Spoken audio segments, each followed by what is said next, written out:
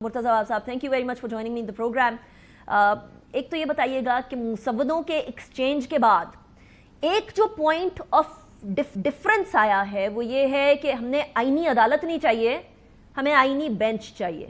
क्या Pakistan peoples party बशमूल आपके इत्तेहादियों के इस बात पर अग्री हो जाएगी, और अगर नहीं तो मौलाना फजलुर रहमान साहब को कैसे राम करेंगे?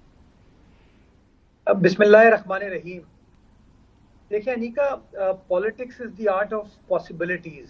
आपने कहा कि ये डिफरेंस है, मैं डिफरेंस की बात नहीं करूंगा, मैं इत्तेफाक की बात करूंगा कि हर सियासी जमात जो है वो इस बात पर इत्तेफाक करती है कि मुल्क का जो ये निज़ाम है ये इस तरीके से नहीं चल सकता, इसके अंदर इस्लाहात की बहुत गुंजाइश है और वो इस्लाहात पार्लियामान को लाने की ज़रूरत है।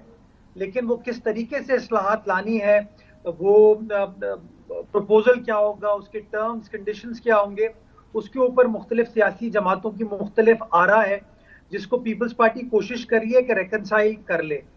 पीपल्स पार्टी ये समझती है कि चूंकि हम सब मुत्तफिक हैं इस बात पे कि मसाइल का हल तलाश करना पार्लियामान की बुनियादी जिम्मेदारी है और पार्लियामान का बुनियादी काम यही है, और हम मुतमईन नहीं है इस मौजूदा निज़ाम से, तो हमने एक अपना प्रपोजल दिया है।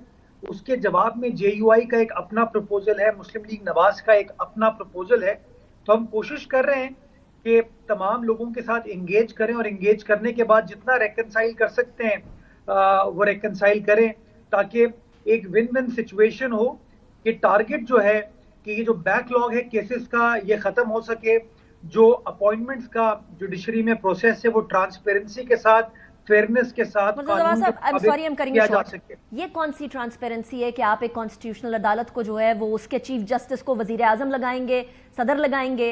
ये कौन सी ट्रांसपेरेंसी है? इसके अंदर तो पॉलिटिकल मैलिस आ सकती है ना, अगर किसी की इंटेंट सही ना हो, वजीर आजम तो कोई भी हो सकते हैं, तो ये तो पॉलिटिकल साइड पर चली जाएगी ये हुकूमत। ये कैसी ट्रांसपेरेंसी? अनीका, इसका मैं वैसे जवाब देता हूँ आपको, लेकिन मैं एक सवाल काउंटर आपसे पूछता हूँ, वजीर आजम क्या बुरा आदमी होता है? नॉट एट ऑल, लेकिन इसके अंदर पॉलिटिकल इन्वॉल्वमेंट आ जाएगी। नहीं, मेरी बात सुनना, ये मुझे समझ नहीं आता। रोज अदालत कहती है हुकूमत ऐसे चलेगी, कहती है कि नहीं कहती? क्या हुकूमत खड़े होकर कहना शुरू कर दे कि अदालत हमारे मामलात में इंटरफेयर कर रही है? मुर्तज़ा साहब, क्या नहीं कहती रही हुकूमत? पार्लियामेंट में कहती रही है हुकूमत की अदालत ये काम करे, अदालत की ये रेड लाइंस है। क्या हुकूमत ने कह दिया अदालत को? जब अदालत नस्ला टावर गिरा रही थी कराची में, तो क्या हुकूमत ने मना कर दिया? पूरी समझाने की कोशिश की कि सर ये ना करें, लोग रहते हैं वहां पे, लेकिन उन्होंने हमारी बात नहीं मानी। गुज्जर नाले पे, महमूदाबाद नाले पे, औरंगी नाले पे आके उन्होंने कहा गिरा दो भाई, गिराओ, खत्म करो। हमने पूरी कोशिश की कि अदालत को कायल करें, कायल नहीं कर पाए, आखिर में अदालत का फैसला मानना पड़ा ना। ये नस्ला टावर, लेकिन ये नस्ला टावर, गुज्जर नाला, इनकी बेसिस के ऊपर हम ये कहें कि ठीक है कॉन्स्टिट्यूशनल अदालत का जो सरबराह है लेट मी बिल्ड माय वो पॉलिटिकल शख्स लगा दे, एब्सोल्युटली गलत। अगर अगर अगर किसी सियासी आदमी को जो अहल नहीं है जज बनने का, उसको जज बनाया जा रहा है तो गलत होगा। पीपल्स पार्टी कभी उसका हिस्सा नहीं बनेगी। लेकिन ये कह देना कि वजीर आजम ये काम नहीं कर सकता या सदर ये काम नहीं कर सकता, मैं बड़े एहतराम से इस पर इख्तलाफ करता हूँ। पाकिस्तान की तारीख का सबसे काबिल एहतराम जज जो है ना, वो जस्टिस कॉर्नेलियस साहब थे, जस्टिस दोराब पटेल साहब थे, फखरुद्दीन जी इब्राहिम साहब थे, अजमल मियाँ साहब थे, जस्टिस वहीदुद्दीन, जस्टिस वजीउद्दीन साहब थे। इनको किसने अपॉइंट किया था? अच्छा, मेरा सवाल है मुर्तज़ा साहब, मुझे मेरा कंप्लीट कर ले। मैं गुजारिश ये करना चाह रहा हूं कि ये जो बार बार सियासतदानों को गलत कॉन्टेक्स्ट में पेश किया जाता है ना, तो हम फैसला कर लें, फिर अच्छे लोग सियासत में शायद नहीं आएंगे। फिर अमेरिका के जजेस को अमेरिका का सदर लगाता है, वहां का चीफ जस्टिस नहीं लगाता। अमेरिका की बहुत सारी चीजें हम फॉलो कर सकते हैं, लेकिन हम वो नहीं करते। लेकिन जहां हमें चीज सूट करती है, मुर्तज़ा अवाब साहब थोड़ी देर पहले सलमान अकरम राजा साहब भी इसकी मिसाल दे रहे थे, आप भी दे रहे हैं। मेरा सवाल ये है कि मसला यहां ये नहीं है कि वजीर आजम अच्छा शख्स है या बुरा शख्स है, मसला ये है कि क्या वजीर आजम को अक्रॉस द बोर्ड वजीर आजम समझा जा रहा है या नहीं।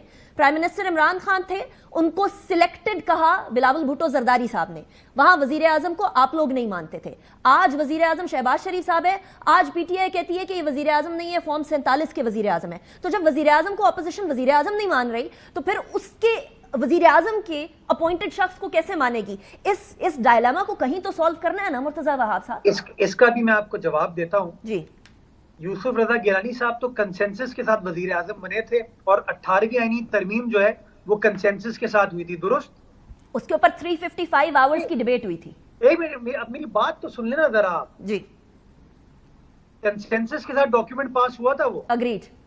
उस कंसेंसस डॉक्यूमेंट में लिखा हुआ था कि जजेस की तैनाती का 2 स्टेज प्रोसेस होगा। एक प्रोसेस होगा जो कि जुडिशियल कमीशन होगा और दूसरा प्रोसेस होगा पार्लिमानी कमेटी का। था उसके अंदर 18वीं तरमीम में। यस। उसके बाद सुप्रीम कोर्ट से एक फैसला आया